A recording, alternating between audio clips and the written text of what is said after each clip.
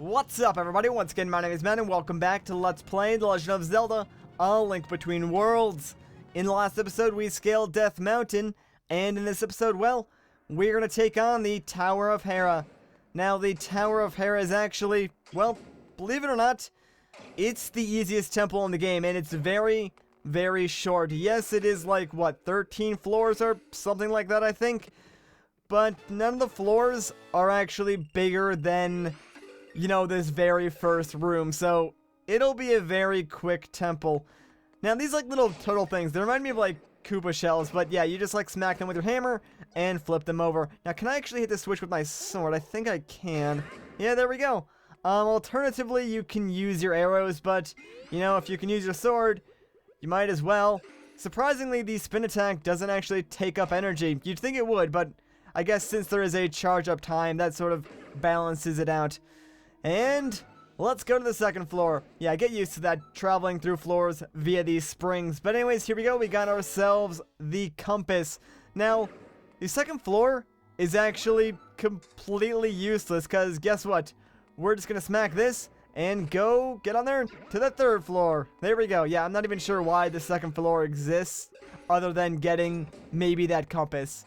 And that is perfectly alright with me because that sort of fits the theme of this temple. Anyways, we got ourselves a small key. We're actually going to use this to unlock the door right over here. But yeah, like I was saying, the Tower of Hera actually does feel like a tower. Like, even though the rooms are only really one room big and it's not, you know, the hardest or even the most complicated temple in the game, but like thematically, it really does feel like you're scaling a really large tower, and that to me is like better than the most complicated dungeon in this game. Like, having a theme is really, really important, so I am perfectly okay with this temple. Anyways, the platform's over there. Just trust me on that. It's nothing important. You don't need to go over there. I think it's just a few, like, hearts and maybe like some rupees. I'm not entirely sure, but it's nothing that we actually need to get through this temple, so I'm not going to worry about it. That's another thing too. This temple doesn't really have that many secrets. Like, there's a few chests here and there, but they're really not hard to collect. But I guess that's due to the fact that, well, the temple itself is kind of small, or, well, the rooms are, so there really wouldn't be any place to hide them. And dang it, now we gotta wait for another platform. Thankfully, this game is pretty smart, and there's a platform every few seconds, and oh, we gotta watch out for these spike traps. You can actually, like, guard against them with your shield. However, if you don't really, like, stand at an angle, they'll kind of, like, push you off, so you gotta be careful when you do that. It's easier just, like, you know, move out of the way and avoid them, rather than, you know, take a risk and guard. Dang it. Yeah, thankfully, if they do hit you, they don't knock you back that far, so you can maybe tank a hit or two and not really lose too much. But whatever, let's just pick up this heart and hopefully this block. There it is.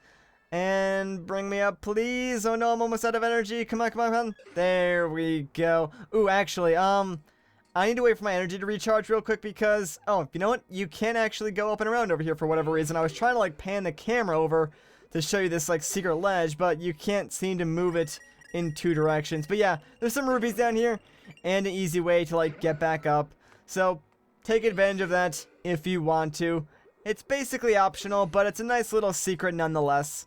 And you know what I just realized? We're on the 6th floor. Like, that's pretty crazy. We're basically about halfway done. Anyways, we got some pink Stalfos, so I'm gonna try the bow on these guys. The pink Stalfos are a little bit different, and my gosh, I am so bad with the bow in this game. But the pink Stalfos can actually throw bones at you, so it's best to keep your distance and just use the bow. And I'm going to try and not screw this up. So, come on, guys. Let my energy recharge. And yeah, we can use our shield to block the bones, too. So, that's actually really useful. And screw it, you know what? I'm just going to use the sword for this guy. Just get out of here and die. Thank you very much. Oh, and would you look at that? There is the teleporter. So, yes, the 6th floor is indeed the halfway point of this dungeon. And you might have noticed as we were fighting those Stalfos, but there was a chest sort of up on that ledge. And yes, that's how you get it, and yes, it's only monster guts, so it's really nothing too spectacular. However, you might have also noticed that on the opposite side, there is a small key. And that we do definitely need. Anyways, now that we got that, let's head back up to the 7th floor. And I think we actually have to use this key to go outside. Yeah, we do. You know, all the keys are kind of useless in this temple because they unlock doors, like, almost right next to them. It's kind of funny. Anyways, make sure you time this jump right. There we go. Perfect. And I'm not going to jump up there just yet because I want to fall on top of this chest and open it up because it contains 100 rupees. So yeah, definitely want to grab that. Although, now I have to do that entire, like, spring jumpy segment again, but that's not really that big of a deal. It's actually kind of fun. Just make sure you get your timing right. And you actually might want to practice this because there's an area later on in the game where they use this mechanic a lot. And if you're not good at timing stuff, well, you might mess up there. And oh my gosh, okay, you know what? That actually worked. I will take that. No. What do we have here? Oh, you know what? Actually, hang on. Just stand in the center here and use your shield. Because, well, even the freaking floor wants to kill you in this game. I know, it's ridiculous. Like, what did we ever do to the floor? Well, besides walk all over it, that is, but still, how rude. Anyways, down here we got ourselves a hidden fairy fountain and 50 rupees, so that's kind of cool. I don't know really why they included a fairy fountain here, considering this temple isn't really that dangerous, but I guess if you did want to get a fairy before the boss, that's a good place to get one. Thankfully, we already have one, so we are good to go. Oh, you know what? I hate this floor so much. You're going to want to basically hit all of these switches. There's one in each sort of corner or side of the room.